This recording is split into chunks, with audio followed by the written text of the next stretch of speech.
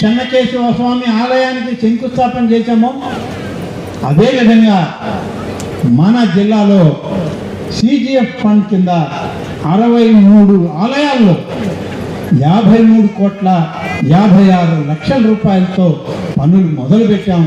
ఇంత గొప్పగా ఇంత పెద్దదిగా గతంలో ఏ ప్రభుత్వం కూడా నాడున్నటువంటి ఉమ్మడి రాష్ట్రంలో ఆనాడు ఉన్నటువంటి కాంగ్రెస్ ప్రభుత్వాలు లేదా పెద్దలు చంద్రబాబు నాయుడు గారు అప్పుడున్నటువంటి ముఖ్యమంత్రిగా, రాజశేఖర రెడ్డి గారు ముఖ్యమంత్రిగా ఎవరున్నా సరే ఇంత పెద్ద మొత్తంలో ఒక్క జిల్లాలో ఇన్ని కోట్ల రూపాయలు ఇచ్చి ఈరోజు 53,36,00,000 రూపాయలతో ఇది మొదటి విడత కార్యక్రమం.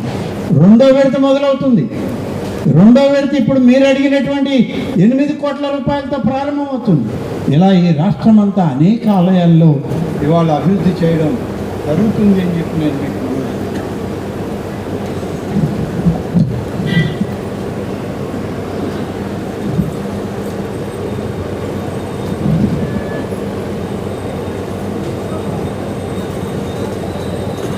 శ్రీవాణి భజన మందిరాలు. శ్రీవాణి భజన మందిరాలంటే ఈరోజు ఒక్కొక్క భజన మందిరం గతంలో ఏదో ఒక మండపంలా కట్టి, గుడి లేకపోతే 4 కాళ్ళ మండపం కట్టి ఆ గ్రామంలో ఉన్నటువంటి పెద్దవాళ్ళు, మహిళలు సాయంత్రం పూట రాముల వారి బట్టం పెట్టుకొని భజనలు చేసుకునేవాళ్ళు, దీపం వెలిగించుకునేవాళ్ళు. అలాంటి భజన మందిరాలు ఇవాళ లేకుండా పోతున్నాయని చెప్పి రాష్ట్రం మొత్తం మీద తొలి విడతగా 5,000 భజన మందిరాలు శ్రీవాణి ట్రస్ట్ నుంచి నిధులు తీసుకొచ్చి 5,000 భజన మందిరాలు అంటే భజన మందిరాలని పేరే కానీ వాటి రూపం మార్చి ఇవాళ శ్రీవాణి ఆలయాల కింద ప్రతి పంచాయతీలో కూడా ఎక్కడ గుడి లేదో అక్కడ గుడి నిర్మాణం చేయడానికి 5 నుంచి 7 సెంట్ల భూమి కానీ ఇస్తే 20 లక్షల రూపాయలు ఇస్తుంది. 10 సెంట్ల పైన 15 సెంట్ల లోపల భూమి కానీ ఉంటే 30 లక్షల రూపాయలు ఇస్తుంది.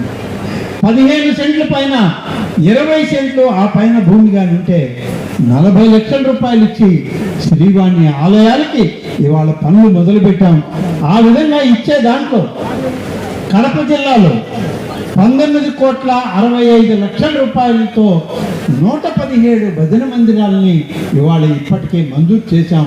రాబోయే రోజుల్లో ఇంకా మంజూరు చేయాల్సిన అవసరం ఉంది. పెద్ద ఆయన అన్ని పెద్దయ్యే అడుగుతాడు, చిన్నయ్య అడగన్నాను. అందుకనే నేను ఇప్పుడు చెప్పాను, అన్న ప్రొద్దుటూరులో మీరు కూడా శ్రీవాణి భజన మందిరాలు గ్రామాల్లో కట్టడానికి మీకు 30 భజన మందిరాలు ఈ నియోజకవర్గానికి ఇస్తాము. మీరు ఎంత స్థలం ఇస్తే అంత స్థలానికి మీరు 20 సెంట్ల భూమి ఇస్తే 40 లక్షల రూపాయలు ఒక్కొక్క దానికి ఇస్తాము. మీరు ఆ విధంగా అప్లికేషన్లు పంపండి.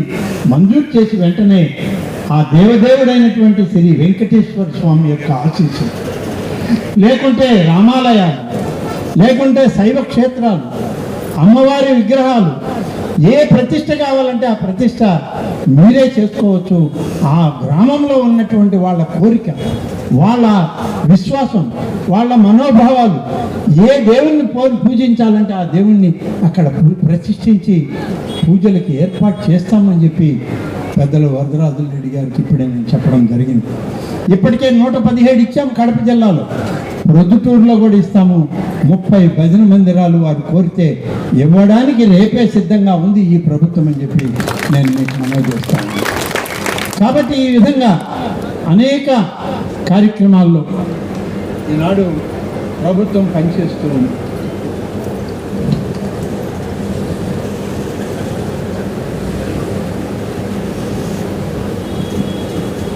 నేను ఇప్పుడే చెప్పాను, ప్రొద్దుటూరులో ఈ విధంగా ఇచ్చామని. ఇప్పుడు ఇక్కడ చెన్నకేశవ సంజీవరాయ ఆలయం 3,55,00,000 65 లక్షల రూపాయలు ఇక్కడ.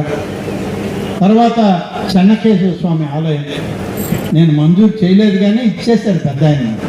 80 లక్షలు మేము ఇచ్చేసాం, నువ్వు పొరవ డబ్బు ఇవ్వాలి అని. చెన్నకేశవ స్వామిది కూడా 4 కోట్లు మంజూరు చేశాం. మరి ఇప్పుడు 8 కోట్లు అంటున్నారు. దాన్ని కూడా ఇవ్వడానికి ప్రభుత్వం సిద్ధంగా ఉంది. ఒకసారి కరతాళతో మన మంత్రివర్యులకు ధన్యవాదాలు తెలిపాలండి. కరతాళతో సపోర్ట్ కొట్టాలి. ఆగండి. ఇక మీ అందరికీ నేను ఒక విజ్ఞప్తి. ఆలయం కట్టడం సులభం, ఆలయ ప్రతిష్ట సులభం, పెద్దలను తీసుకొచ్చి కుంభాభిషేకాలు చేయడం సులభమే, పెద్ద కష్టతరం కాదు. కానీ దీని నిర్వహణ బాధ్యత అన్నిటికీ ప్రభుత్వం రాదు, అన్నిటికీ మీ ఎమ్మెల్యే రాదు. స్థానికంగా ఉన్న పాలక వర్గానికి ఈ ఆలయాల భక్తులే పోషకులుగా వచ్చినప్పుడు ఈ ఆలయాలన్నీ కూడా ఎంతో వైభవంగా వెలిగిపోతాయని చెప్పి నేను మీకు మనవి చేస్తున్నాను.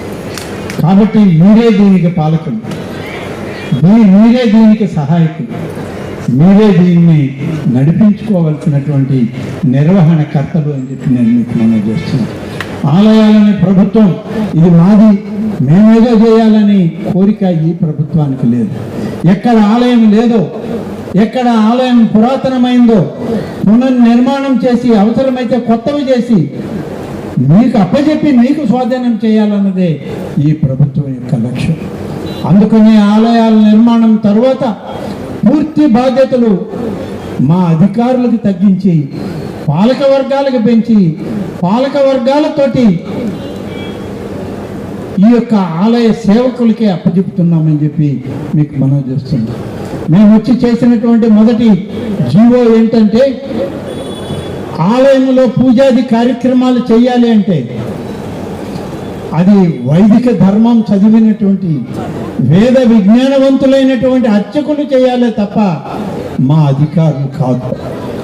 వాళ్ళ అధీనంలోనే స్వామివారి సేవలు జరగాలి, వారి అధీనంలోనే స్వామివారి ఉత్సవాలు జరగాలి. అధికారులంతా వాళ్ళు చెప్పినదే చేయడానికి, వాళ్ళు ఏ సమయంలో ఉత్సవం చేయాలి, ఏ సమయంలో ఆలయం తెరవాలి అనేటువంటి నిబంధనలన్నీ వైదిక ధర్మం తెలిసినటువంటి ఆ వేదన పండితులకే అప్పచెప్పాలి. పాలక వర్గాన్ని కూడా వేద పండితులు ఏదైతే కోరుతారో ఆ కోరిన కార్యక్రమాలు మీరు చేయండి తప్ప పూజా కైంకర్యాల్లో మన ప్రమేయం లేదు, ప్రభుత్వ ప్రమేయం లేదు, అధికారుల ప్రమేయం లేదని చెప్పి జీవో విడుదల చేసిన కూటమి ప్రభుత్వం మన ప్రభుత్వం అని చెప్పి నేను మనం చేస్తున్నాను. ప్రతి ఆలయం పరిశుభ్రతకి పేరుగా ఉండాలి. కనీసం ఒక కాగితం ముక్క కూడా ఆలయ ప్రాంగణంలో విడిగా కనపడకూడదు. ఉదయం మహద్వారం తెరిచిన వెంటనే ఆ స్వామివారు ఎవరైతే లోపల ఉంటారో, ఏ దేవేరులైతే పూజ చేస్తుంటామో వాళ్ళకి సంబంధించినటువంటి మంత్రోచ్చారణతోనే ఆలయ మొదటి తలుపు తెరవాలి అని చెప్పి అవసరమైతే మైకులు కూడా పెట్టి చుట్టుపక్కల ఉన్నటువంటి వాళ్ళకందరికీ ఆ భక్తి పారవస్యాన్ని అందించండి అని చెప్పి అధికారులకి సూచనలు ఇవ్వడం జరిగిందని చెప్పి మీకు మనవి చేస్తున్నాం. ఇక రెండవది, మూడవది, ఆలయాలకి నిధులు వస్తుంటాయి, చాలామంది ఇస్తారు. ఇప్పుడే చెప్పారు పెద్దలు, దాతలు వచ్చి ఊరికినే వచ్చి కలిసిపోతే 16.5 లక్షలు పంపించారు. అలాంటి వేల మంది, లక్షల మంది ఉన్నారు హిందూ మతాన్ని, సంప్రదాయాన్ని గౌరవించేటువంటి వాళ్ళు వచ్చినప్పుడు వాళ్ళకి సరైనటువంటి గౌరవ మర్యాదలు ఉండాలి, ప్రతి భక్తుడికి ఉండాలి. సామాన్య భక్తులకి పెద్దపీట వేయాలి. టిక్కెట్ల కోసం బుకింగుల దగ్గర నిలబడకూడదు. టిక్కెట్ బుకింగ్ ఆఫీస్ కాడ ఒక భక్తుడు వచ్చి, అయ్యా నాకు ఆ సేవ కావాలి, ఈ సేవ కావాలి, దీనికి 500, 600, 1000 రూపాయలు అని అడిగే పరిస్థితి రాకూడదు. అందుకనే ప్రధానమైన ఆలయాలన్నింటినీ ఇవాళ ఆన్లైన్లోకి తీసుకురావడం జరిగింది. ఆన్లైన్లో వాళ్ళు ఏ ఊరిలో ఉన్నా మేము ఇక్కడ అర్చన చేసుకోవాలి ఈ గుడిలో అంటే ఆన్లైన్లో వాళ్ళు అక్కడ ఇస్తే, వాళ్ళు వస్తే సరే రాకపోయినా వాళ్ళ పేరుతో గుడిలో అర్చన చేయాల్సిన బాధ్యత ఈ ఆలయ ధర్మకర్తలది, అధికారులది అని చెప్పి నిర్దేశించడం జరిగింది. ఇదేదో ఆన్లైన్ పెట్టారు, ఇదేదో కొత్త రకంగా ఉంది అనేది కాదు. ఇది కొత్త విధానమైన, కొత్త కార్యక్రమమైనా ఇవాళ ఆలయాలకి ఆర్థిక వనరులు పెరిగాయి. ఎక్కడ కూడా దుబారా లేదు. ఎక్కడ కూడా దోపిడీ లేదు. టిక్కెట్లు ఇవ్వకుండా డబ్బు తీసుకుని హారతలు ఇచ్చేటువంటి సంప్రదాయాలు తగ్గించాం పూర్తిగా. ఇంకా ఉంది అక్కడక్కడ, ఇంకా దాన్ని కూడా ప్రక్షాళన చేయాలనేదే ఇవాళ చంద్రబాబు నాయుడు గారి యొక్క ఆలోచన. అందుకని ఈరోజు ఆన్లైన్ సిస్టంలో మామూలు గుళ్ళో కూడా గతంలో నెలకు 10,000 రూపాయలు వస్తే ఇవాళ 60,000, 70,000 రూపాయల ఆదాయం పెరిగింది. ఒకే ఒక ఆలయంలో మనం అధికారంలోకి వచ్చే నాటికి 1.5 సంవత్సరం క్రితం ఒక వెంకటేశ్వర స్వామి ఆలయం కోనసీమ జిల్లాలో ఉంటే గోదావరి ఒడ్డున కేవలం ఆ ఆలయం యొక్క ఆదాయం ₹1,00,00,000 కూడా లేదు. 18 నెలలు గడిచేటప్పటికీ ఆన్లైన్ విధానం అమలు చేశాక ఇవాళ సంవత్సరానికి 14-15 కోట్లకు పెరుగుతాయి. అటువంటి విధానాలను ఇవాళ రూపకల్పన చేసి దేవాదాయ శాఖ ప్రక్షాళన అంటే అర్చకులు లేకుంటే వేద పండితులు వాళ్ళనే ప్రక్షాళన చేయలేం. వాళ్ళు చదివినటువంటి నేర్చుకున్నటువంటి ఆ వేదమే ఇవాళ మనకి ఆశీస్సులుగా వాళ్ళు అందిస్తూ ఉన్నారు.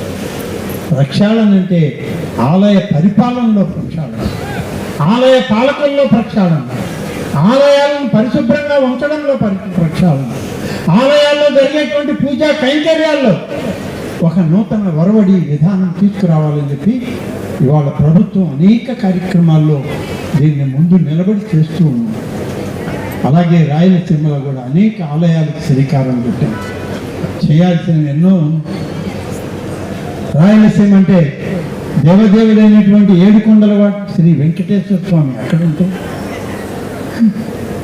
ప్రముఖ పుణ్యక్షేత్రం శైవ క్షేత్రం శ్రీశైలం మల్లన్న ఈ కొండ మీద ఉంటే, ఈ మధ్య ఉన్నటువంటి రాయలసీమ ప్రాంతం అందరూ అన్నట్లు ఇది రాళ్లసీమ ఎలా అవుతుంది అని చెప్పి నేను నన్ను అడుగుతున్నాను. 2 మహాపుణ్య పురుషులు, శక్తివంతమైనటువంటి దేవేరులు అటు కొండ మీద నుంచి ఒకరు, ఇటు కొండ మీద నుంచి ఒకరు వాళ్ళు ఆశీర్వదిస్తూ ఉంటే ఈ రాయలసీమ పూర్వపు దానికన్నా మరింతగా ఇవాళ రతనాల సీమగా మార్చడమే ఈ ఎన్డీఏ ప్రభుత్వం యొక్క లక్ష్యం. కూటమి నాయకుల యొక్క ఆలోచన విధానం. ఒకవైపు చంద్రబాబు నాయుడు గారు, మరొక వైపు పవన్ కళ్యాణ్ గారు ఇవాళ అందరికీ పెద్దగా నిలబడి మమ్మల్ని నడిపిస్తున్నటువంటి భారత ప్రధాని శ్రీ నరేంద్ర మోడీ గారు. ఆధ్యాత్మికతకు లోటు లేనటువంటి సమాజం, పూజాది కార్యక్రమాలకు కొరవ లేనటువంటి ప్రజానీకం, ప్రజాస్వామ్యం మన ప్రాంతంలో వెళ్ళి విరియాలని, నిరంతరం భక్తి పారవశ్యంలో ప్రతి కుటుంబం కూడా ఆ స్వామి యొక్క సేవలో ఉండిపోవాలని, ప్రతి కుటుంబం నిరంతరం మంచి ఆరోగ్యంతో, మంచి భవిష్యత్తుతో రేపటి తరానికి మన సంస్కృతి సంప్రదాయాల్ని అందించాలని ఈ ప్రభుత్వం చేసేటువంటి కృషిలో భాగమే ఇవాల్టి దేవాదాయ శాఖ చేస్తున్నటువంటి ఈ చిన్న ప్రయత్నం అని చెప్పి మీకు మనోడు చేస్తూ, మీ అందరి ఆశీస్సులు ఎన్డీఏ పాలకులకు ఉండాలి, కూటమి ప్రభుత్వానికి ఉండాలి, చంద్రబాబు నాయుడు గారికి, లోకేష్ గారికి, పవన్ కళ్యాణ్ గారికి అందరినీ నడిపించేటువంటి ఆ యొక్క ప్రధానమంత్రి నరేంద్ర మోడీ గారికి ఈనాటి ఈ క్షేత్ర మహిమతో వారందరికీ కూడా మీ దీవెనలు అందించండి అని చెప్పి కోరుతూ సెలవు తీసుకుంటాను. జై హింద్, జై తెలుగు తల్లి. మంత్రి వారితో హామీ ఇప్పించినందుకు ఆయన కూడా కమిటీ తరఫున ధన్యవాదాలు తెలియజేసుకుంటున్నాను. మంత్రి గారికి చిరు సన్మానం జరుగుతుంది.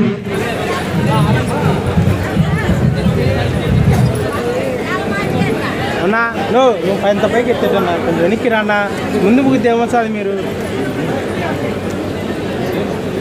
రావలేదు.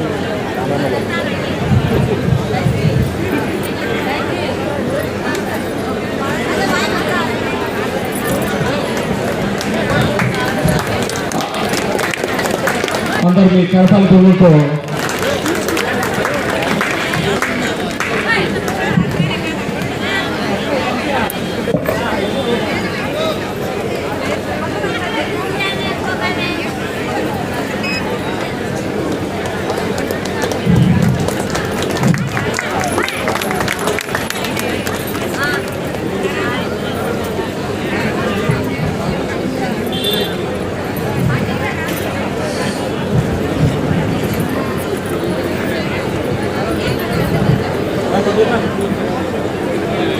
వందన సమాన కార్యక్రమము.